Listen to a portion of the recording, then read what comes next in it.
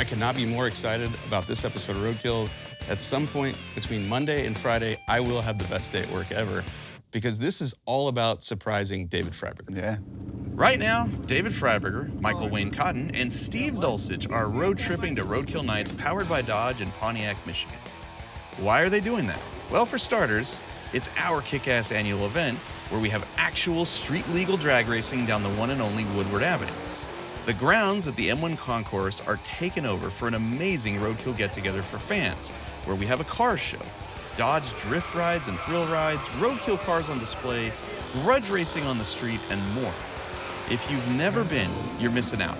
But more importantly, why are the guys road tripping there?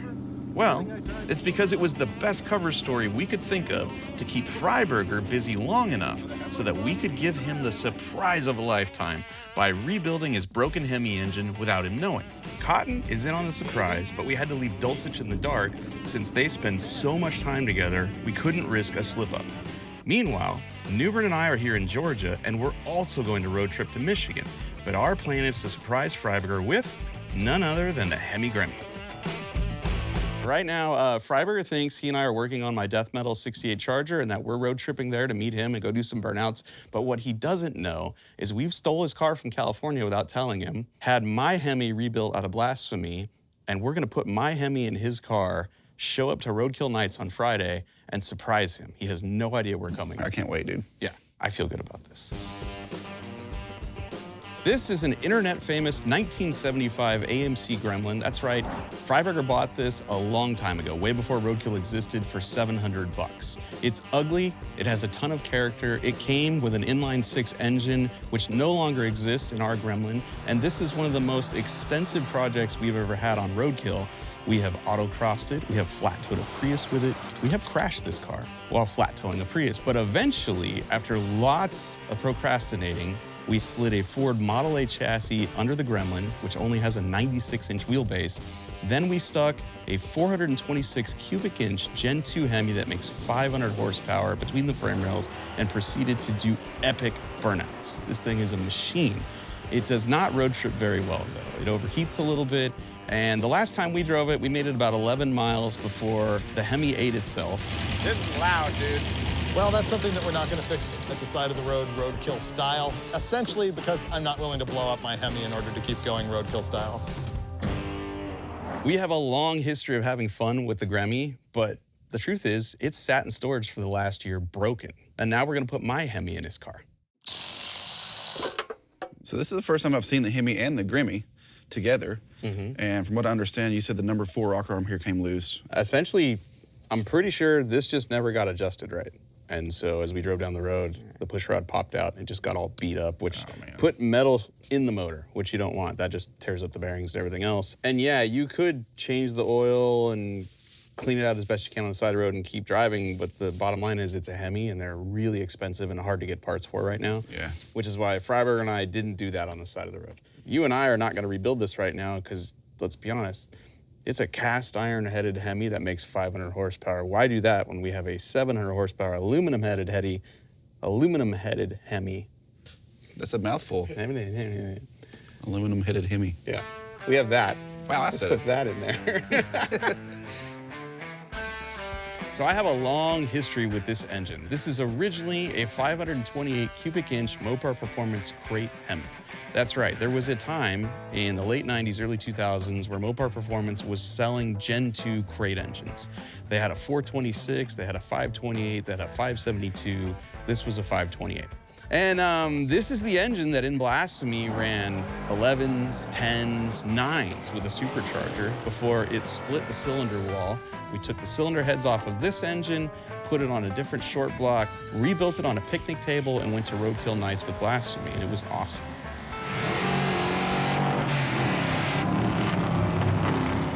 Then I went to Drag Week with it, and those old cylinder heads dropped a valve in my new short block and destroyed the whole thing.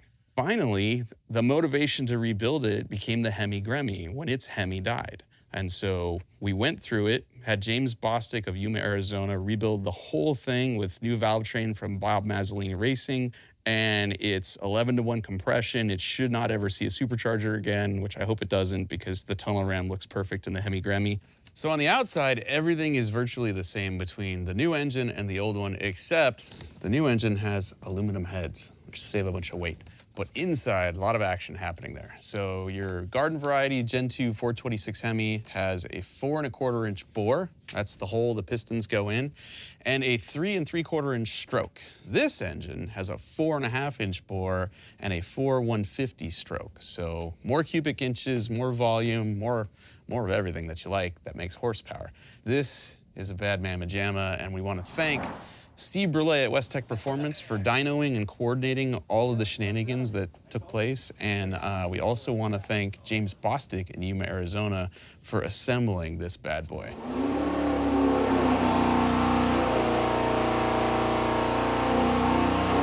No fire, that's good. What did it make? 707. I think the next time we see Freiburger in his Hemi Gremmie, he's in trouble. He's got a couple hundred more horsepower with probably 60 or 80 pounds less weight on the nose.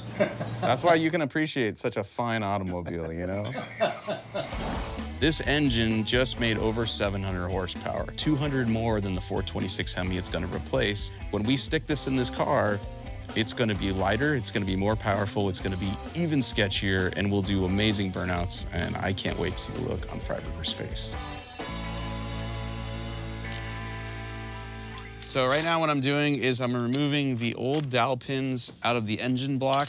We have a unique combo here. We are running a Chevrolet 4L80 transmission behind our Mopar engine, and it required this adapter that we made, and the adapter is a 1/4 inch thick, so these old dowels are not long enough to go through the adapter and into the transmission. You need these to go into the transmission bell housing because these are really what's supposed to take the torque of the engine. I've got to get these out, tap these in, then I can put the adapter in, then I can put the flex plate, the adapter there, and we'll be good to go. Unless, you know, none of this wants to come out, then a half-hour job turns into a 3-hour job.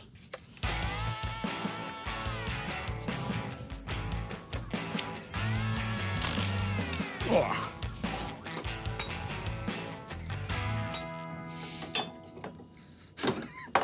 That's the right one for the right side? Yeah. I'm not sure what oil filter setup they had on the previous motor. Either these are backwards and got labeled wrong, or there's a different setup maybe in the car. So I'm gonna figure that out right now. The great thing about filming everything is we could just go to motortrendondemand.com and watch the episode. There's a video record of everything we did. Look at how happy Freiburger was when the car ran. All right, check it out. That's completely different. Where is it? I don't see it. Oh, damn. I could probably hack that one in. Do it for Freiburger, dude. Do your part.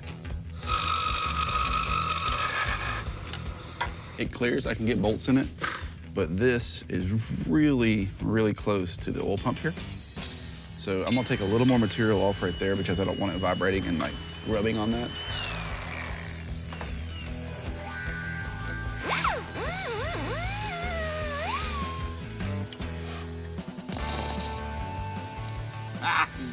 What? Shock me. You're holding the ground. I know. There we go. It's turning. So right now, the old dowel pins are stuck in the back of the block. All right, this is the slide hammer. This is all we have in order to get this dowel pin out. Ow! Okay. Yeah, see? That's one. All right. All right, we'll build the next one. Good thinking. Thanks, dude. I told you the other day, like, together, we are one good brain. Yeah. 100% of the time, we are 50% right. Yes. Boom. Look at that. See, now we got the extra length we need to put our plate on there. It's coming. Boom. All right. God, we're good. We have multiple bolts that are gonna get Loctite on the threads. So did you grind those bolts on the... Yeah. Yeah, I can see the marks. Yeah, on the car. We got the transmission all the way up in there and seated against the back of the bell housing, and unfortunately the converter wouldn't slide forward because it's hitting the bolts in the back of the crankshaft, so now we're solving that. Andrew ground a corner off every flex plate bolt, and we think we have our clearance now. We did it. The danger here is that when we torque these back down, that the heads end up in the right place. so that the ground part is out here on the perimeter. Otherwise, we're gonna have to grind it some more, and pretty soon there's gonna be no head left to tighten on this bolt, so. So let's pick a torque number that's maybe 10 pounds less than what we need. That way it gives us a buffering room so we can actually twist it further if we have to. No, that's not good. We got problems. Maybe it's a one-time use only thing. We'll grind both sides of the header. What are the rules on gift giving? Like, we're giving the guy a motor. Later on, I mean, is it our fault if he can't get it apart?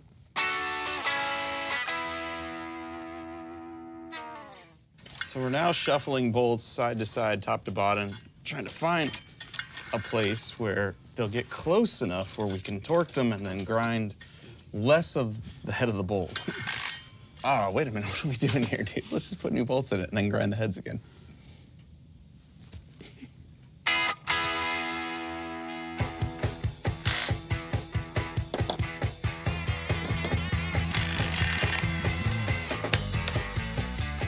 Did it work? Yeah. Last piece of the puzzle, our bolts are in, they are torqued. The problem now is the head of the bolt is too thick and it hits our converter. We don't have another set of bolts, so what we're gonna do is once again, grind the head of the bolt on the outside of the diameter of the bolt pattern to keep it from hitting the torque converter. Once we do that, yes, the next person that has to take these apart is gonna have a hell of a time.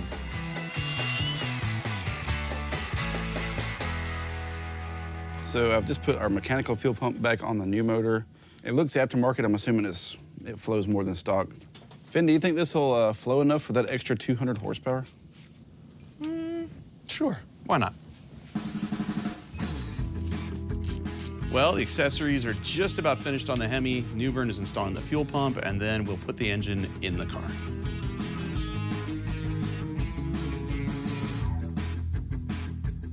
The hoist has the motor picked up level, but the motor sits in the car at an angle like that, so we're just gonna use a ratchet strap to tilt it so we can get it to slide in the bell housing and down over the engine mounts. I think we're pretty good. Oh, there you go, yeah. All right. Go ahead and let it down. Now it looks like it wants to go. Ready? Yep, keep going, keep going. There we go, right there. There we go.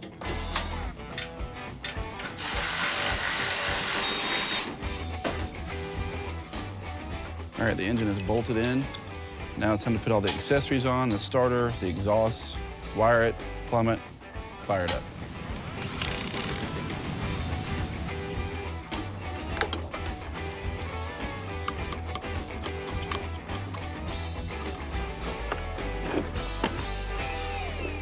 We are humming right along.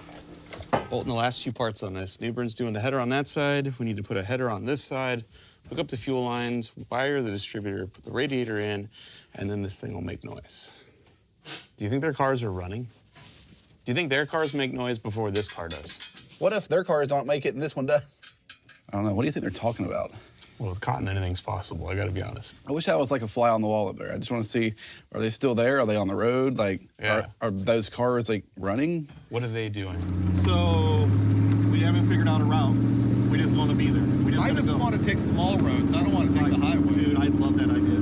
Yeah. Question is, let's take bets, guys. Are Finnegan and Newbern going to make it with no difficulty in the death metal charger? Here's what I think.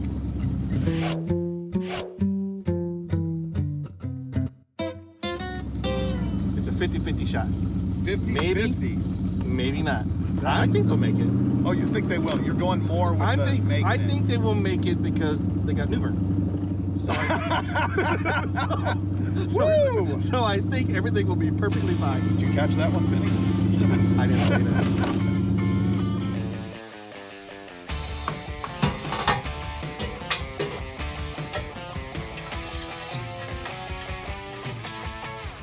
All right, one of the last things to do is wire the distributor. The one that was in here required the use of an ignition box, and the new one is a ready-to-run distributor. Just run ignition to it, and it's ready to go.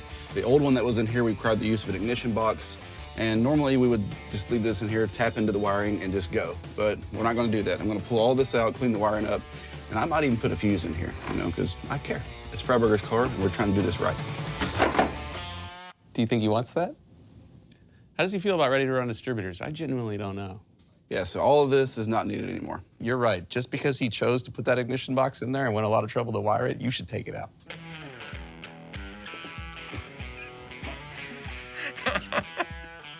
I'm putting it back in. I don't know if that's the right answer. All right, it's back in. Okay. The best case scenario for this whole deal is we get there, we show him the car, we hand him the keys, and then go, all right, later, and we walk away before anything can be judged. Here's your car, it runs, it drives. As a team, I think we've decided to leave the crane ignition box in the car as a spare, as a backup, and then hook up these 3 wires to our MSD ready-to-run distributor, and that should make the car run. You know what's better than one ignition system? 1.5. Yeah. I ain't got no power. I don't have any power on the alternator. What'd you do, Newbern? Uh-oh. The hell you mean, uh-oh? Nothing lights up here. Power goes right here to that bulkhead connector. It goes right here where it's not hooked to nothing. It's dangling under the car. It's probably go to the starter. Ah. That's why it was so easy to install the starter. And the header's on now. Well, darn. 12-volt Dave figured out that I forgot to hook the main battery cable, which is dangling from the frame rail, to the starter, which is where the power gets distributed everywhere. I'll reconnect it, we'll put it back together, then we will make some noise. There's no power right now because the box is not telling it to send power out here because we, kind of bypassed it. So now we just gotta run one ignition wire from out here to in there, hook it up. This thing should come to life, make noise, and do burnouts. Which is what Freiburger would have done. Yes. Yes. WWDD. What would David do? He'd clean the top of the air cleaner.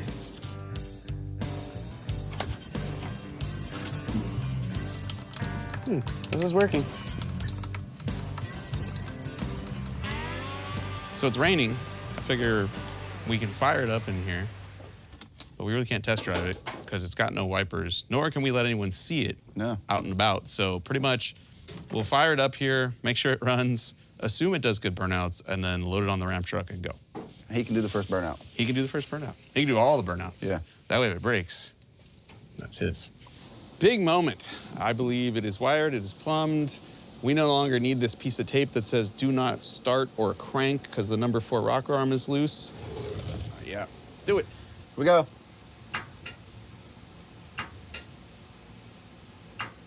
I can't tell if you're messing with me right now. Turn the ignition on. There you go. Ready? Yep.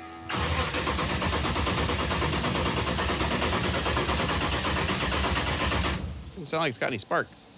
Well, the ground wire is loose to the coil. Let me tighten that. This is a big moment. Try it again.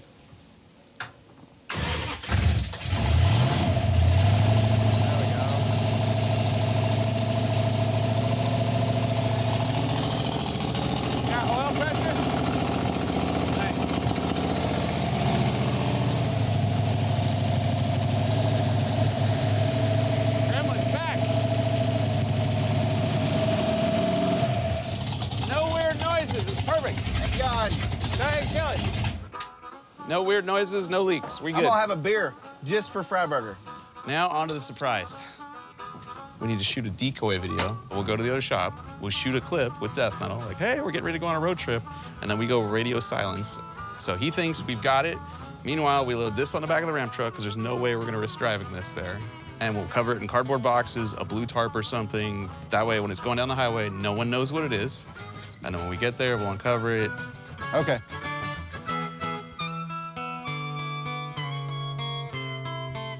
All right, we're at my other shop because we had to come here for 2 reasons. First off, we're trying to find parts to fix the coilover on the Hemi Gremmie, but also we need to play up the fact that Freiburger is believing we're going to Roadkill Nights in this car, my 1968 Charger, better known as the Death Metal Charger.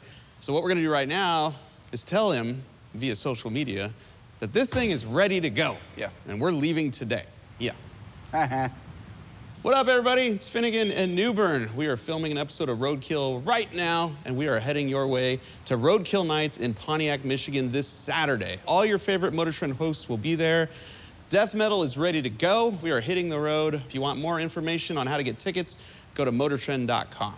Thanks. I technically didn't lie. I did not say we were driving it. It was great. I just said it was ready. Yeah. We only have 364 miles to go to Pontiac, Michigan and Roadkill Nights. And who's driving what? I'll drive the Wreck Runner for a while. I'll drive this. I'm feeling good because I've got the faster car.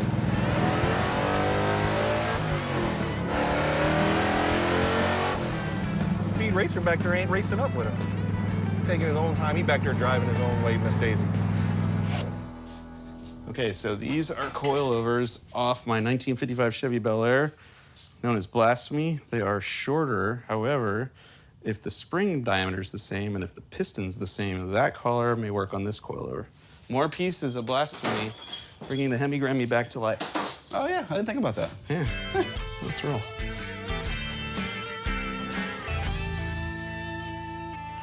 We are now attempting to take the upper donut from one of my Viking coilovers and fit it on the very shock. The outside diameter of this here is bigger than the inside diameter of this here where it needs to slide in and register. So all I'm gonna do right now is take the donut, put it in the lathe, and open that up just a little bit. Boom, there we go. I think we can put the car together now. I'm almost certain that this spring's not right for this shock. I'm pretty sure it's probably 2 inches too long. Trying to get it down far enough where I can get this collar on there. Okay, these are now junk. Our coilover is together. That's all that matters. All right, can you jack the car up for me? It's good, it's tight.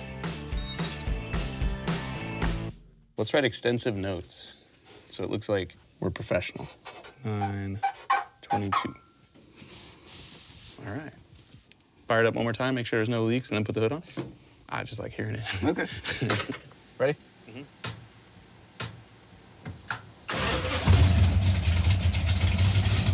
Sounds good, dude.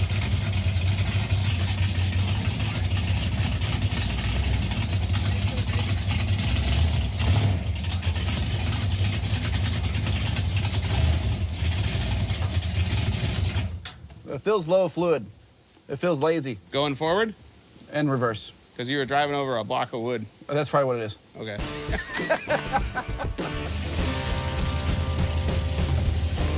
Oh, man, she is beautiful. We need to hurry up and get it on here and cover it up before somebody takes a picture of it. What you've got here in front of you is your standard hide a gremlin on the back of a ramp truck when you're going to Michigan kit. We have 2 twin mattresses. Those will go on top of the car to kind of change the shape of it. We have bubble wrap to protect the patina, which is what you want, you know, when you're trying to gift your boss his own car back. You don't want to scratch it. And then you got a car cover to cover the whole thing up so that when you're going down the road, ideally the gremlin looks like, I don't know, 68 Charger. Well, the car is just about wrapped up. I think we may put one more cover on it and a few more straps, but for the most part, I think she's good to go. Check it. No, it's not going anywhere. Beautiful. Yeah, we're good. Ready? Yeah, and that does not look like a gremlin. No, it looks like we bought a CNC machine. Yeah. Anybody who sees this going down the highway will not blow up our spot. No. 750 miles. That's it? That's it.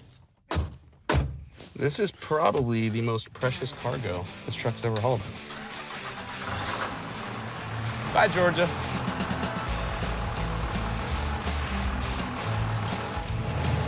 So far, so good. We need to program the gauges. None of them. The gas gauge works, and that's all that matters. Okay.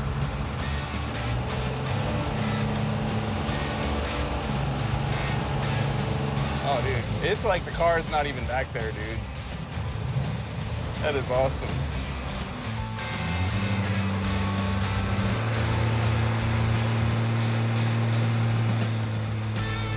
We have these really nice electric gauges. We have a diesel engine and a truck that was originally gas. We have to program the gauges to get the speedo to read correctly and the tach, and we're struggling. You have the transmission app, right? Can you tell if the converter's locked up and if we're in fourth? And maybe that'll tell you the engine RPM too. says we're in 3rd gear and overdrive is off. And the converter's off. Huh, I wonder why. Because if you wired it right, then there's something wrong with the controller, right? We need to pull over, we need to work on the truck because this is really the first time we've driven it since we put it back together. And we don't have 4th gear and we don't have a lockup converter, which we have a late model Dodge transmission in a Chevy truck behind a Dodge motor with an aftermarket controller. Nothing's talking to each other. We don't have a speedometer working. All these things are connected. Nothing's working. We're gonna throw a tarp on the ground, slide under there, probably discover that it's wired backwards, swap 2 wires, and then we should be good. We should be good, you know? In theory. All right, be backwards. Be backwards. Be backwards. It's backwards. Yes! Oh, nice. Clip is on the bottom. That means all we gotta do is flip two wires and we get overdrive. So basically, when I wired this, the guy that told me how to wire it assumed that the plug was in here with the clip up. So he told me how to wire it, but ours, the clip is down. So I think I got these 2 outside prongs wired backwards. We call him 12-volt Dave, not because he can't wire anything. I can hear you. We call him 12-volt Dave because he won't work on anything, but he'll just stand next to your car and the electrical system will catch on fire. That's why we call him 12-volt Dave.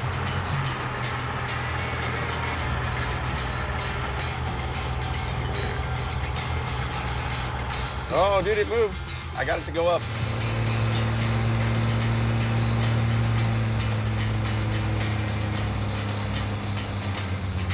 We had to pull over because our Hemi Gremmie starter kit is starting to show some weak spots at 80 miles an hour. So we're just gonna tune her up a little bit, church it up a little bit, and then we'll be back on the road. The best we can. Yeah. When I got out of the truck, I asked myself, what would Freiburger do, in a situation like this? This is what he would do. This is it right here. Freiburger would use these. I think so. All right, ready? I'm gonna go like this. Oh, yeah. That seems legit. All right, you do that. I'll start applying the 200-mile-an-hour tape. Oh, yeah. It's like wrapping a Christmas present, you know? It is a Christmas present. Christmas is coming early. So much safety. That's not going anywhere.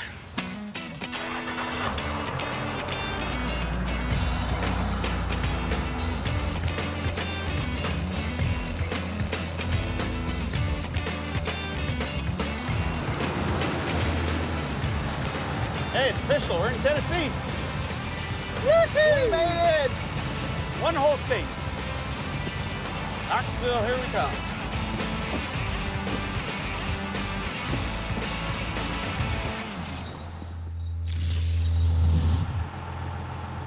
This is so cool.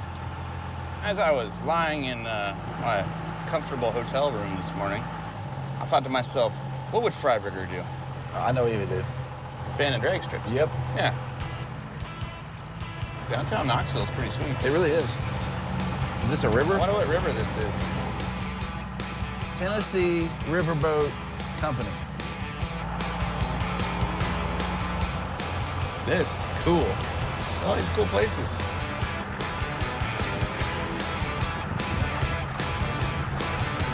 So we've been hot rodding with a Gremlin on the back of this for 250 miles. It just took 17 gallons. Do the math. 14.7 miles per gallon.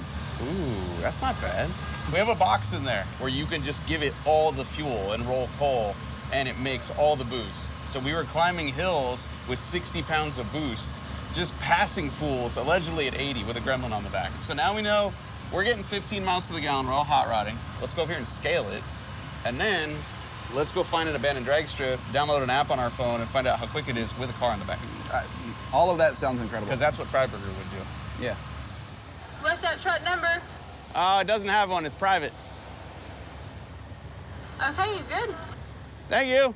Now we go inside and they print us out a ticket after we pay for it. You don't get the information until you pay for it.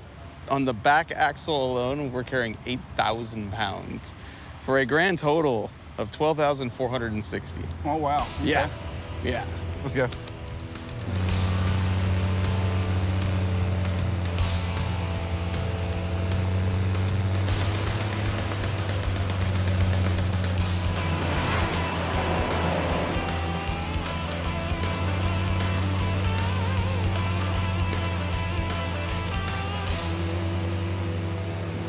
Is that Cincinnati? Oh my God, I think it is. Does that mean we're in Ohio? I think so.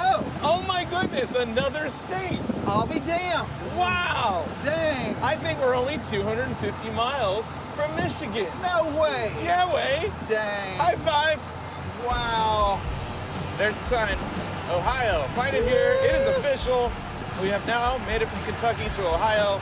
That means we will be at M1 Concourse, Pontiac, Michigan, where one David Freiberger will be unknowingly awaiting his automobile. Everything is working so perfectly. Nothing can stop us now. Should we kill these? We've already killed our careers.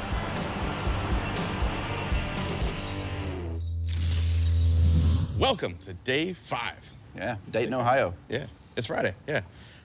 We have managed to find an abandoned racetrack. We're pretty sure we can go there and run this for a full quarter mile and find out how fast the Ram truck is with the Hemi Gremmie on back. And then we only have a 200-mile drive to reach M1 Concourse, Pontiac, Michigan, Roadkill Nights to unveil this thing finally and get this secret off my chest. Yeah, it's getting hard to keep the secret. He's gonna find out. He's gonna find out, so let's do this. Let's make somebody happy. Let's go. I'm excited to find out how fast this car might go. I think this rig will run a 17-second quarter mile. It's gonna be mint. It is gonna be mint. What are all the Freiberger-isms? It's gonna be mint. This stuff is junk. Nobody likes you.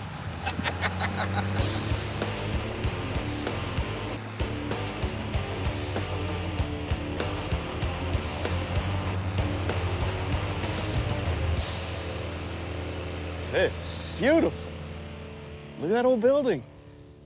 This is almost unbelievable, man. Oh my God. That this is all still standing and still in this condition. I believe this is Ohio Airfield. I don't It's know. in Trotwood, Ohio, and this used to be a drag strip back in the late 50s. It says cameras, smiley on camera, so I'm not gonna go in the building. But I feel like we could make one lick here without going to jail.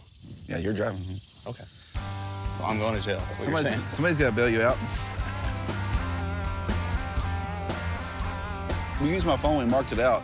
When we got to the quarter-mile mark, I got out and just happened to see, it's like, I think this is the old finish line right here. You can kind of see a line going across. You can see the edges over there. So should I go ahead and put out like a couple of jack stands so we know where the finish line is?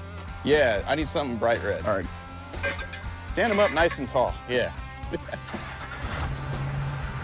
We're about to race down an old track strip. Yes, we are. Oh my God.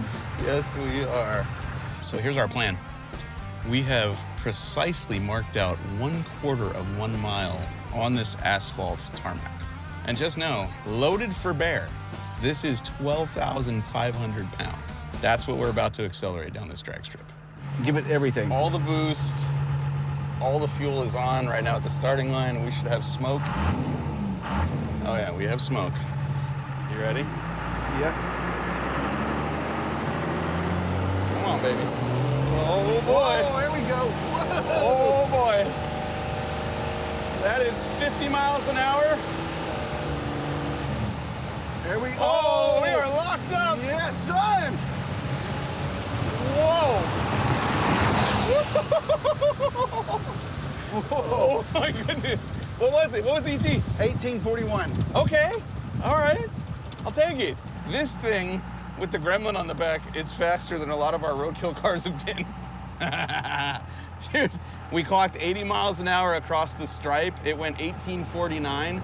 And once the converter locked up halfway down the track, this thing took off. So we're gonna make some adjustments to the computer for the transmission, and we're going again, because I think it's got a 17 in it. Reset. I'm ready when you are.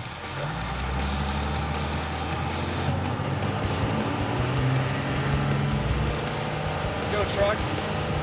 All right, 1,400 EDGs. Lock us. There we go. Come on, shift. Shift. It's not shifting. Oh, it shifted right there at the end. That's weird. What was the ET? 1639. All right, it went quicker. If it had shifted, oh man. All right, but everything's hot now, so. Yeah, everything's hot. That's it. All right, 1639. So it didn't go into fourth. That's weird. Yeah, the car didn't fall off. Yeah, let's stop playing in this. We've had our fun. Yeah. Okay. Let's go see Freiburger.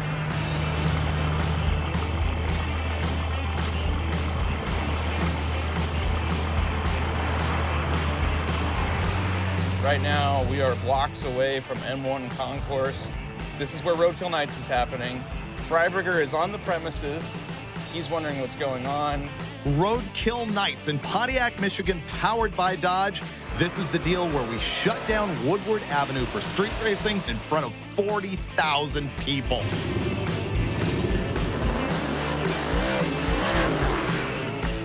We actually made it. So far, so good. I believe he's on the other side of these buildings, so as long as we're back here, he can't see us. What's up, sweethearts? What's going on? What, you got a load of lumber here? You don't want to get wet? What's up with It's a this? piece of machinery. Tell me what you think this is. I'm feeling water. Okay. I like that's a great guess. It's wrong, though. Help us unwrap it. Just don't cut into the cover, like don't cut what's under Oh, it. no. What does the back remind you of? A boat. This is the perfect place for that. And we could go boating. Oh, my gosh. Oh, it's a Dodge Dart. No, you No, want it's to a try it again? Gremlin. It's the Hemi Gremmie. It's a Dodge Dart. Where did the Hemi Gremmie come from? We stole it from California. You did? And we might have got it running again. No way. Yeah. Freiburger's gonna lose his mind. That's what we're hoping for. We're hoping he has no clue. He doesn't. Dude, that's awesome. He would literally lose his mind. I'm not even Freiburger, but I'm thrilled for the man. I'm gonna leave. You guys are gonna get in here and you're gonna drive it over in front of him, and I'm gonna meet you guys over on the skid pad. Dude. And you guys get to just drive in like G's. And In the ramp truck, we'll take the it. ramp truck, yeah. Yeah. Just pile in and he will see. All week right. they were like, do you know anything? I'm like, Wow. nope. He thought we drove death metal here. That's the whole metal, thing. yeah. Death metal was supposed kept to be. telling me. And we kept saying, I said death metal about 10 times. I'm actually shocked and touched by the level of generosity and goodwill. I mean, it's just a beautiful thing. He deserves it. He literally deserves it. You are just a bro's bro, man. I love that guy. This was a hard secret to keep for months and months. This sucked. Woo. Nervous. You did good. Let's just go down there and let's make the rest of it happen and have a good time. I'm kind of interested in seeing Freiburger's reaction, you know? Whew.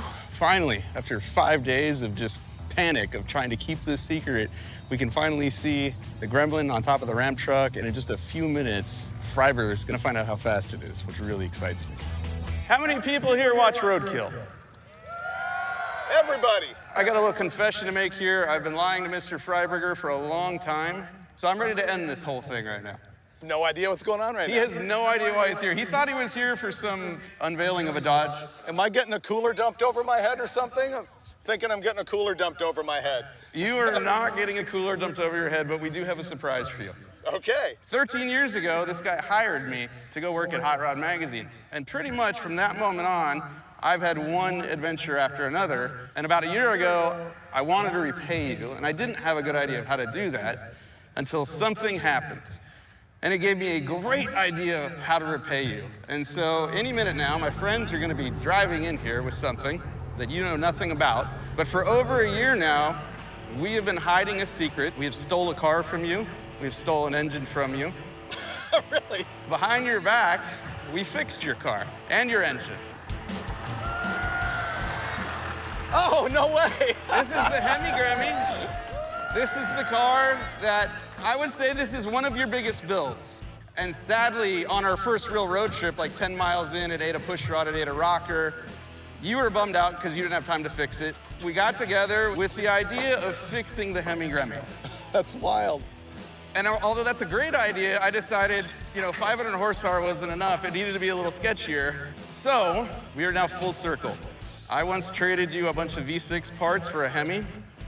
I have rebuilt that Hemi for you. It makes 700 horsepower. No way! It has aluminum heads. And the original Hemi that you gave me for my 55 Chevy Blasphemy is now parked inside of the Hemi Gremmie. Get out. Yes. Okay, this is absolutely stunning to me. I had no idea, man.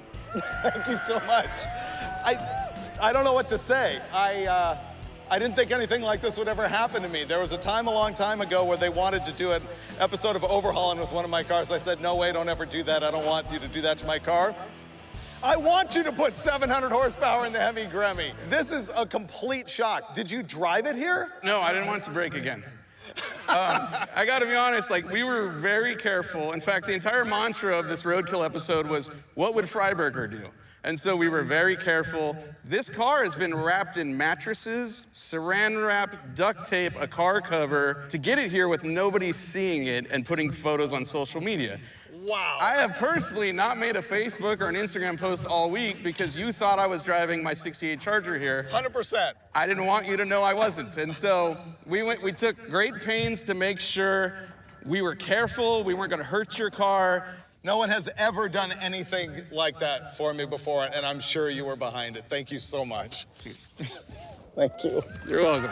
You're welcome. You know what, everybody? I gotta say, one of the greatest things about doing this job is we've been doing it together, me and Mike now, for 11 years. We're going into 12. Our whole crew travels with us, and we're like family. We're like a band of brothers down here. We really are. I really appreciate it, Mike. Thank you. You're welcome.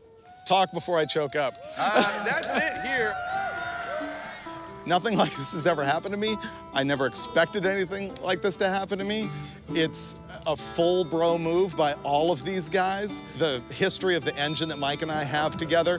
But the other thing is, I think all my guys know that I'm shooting TV shows every single week. I don't have time to work on my own cars. Mike knew I would never fix this. So there's one more thing I gotta do, which is burnouts here in front of the crowd at Roadkill Nights. Boys are back.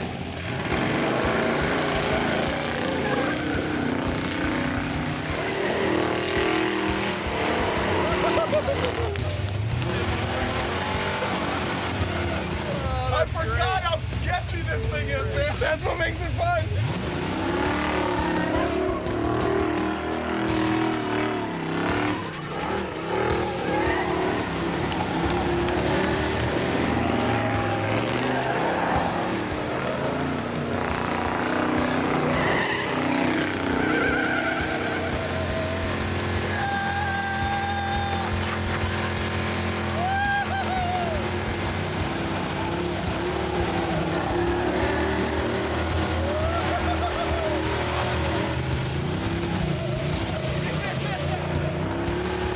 Dude, look how fast that thing whips around, man. Oh, man.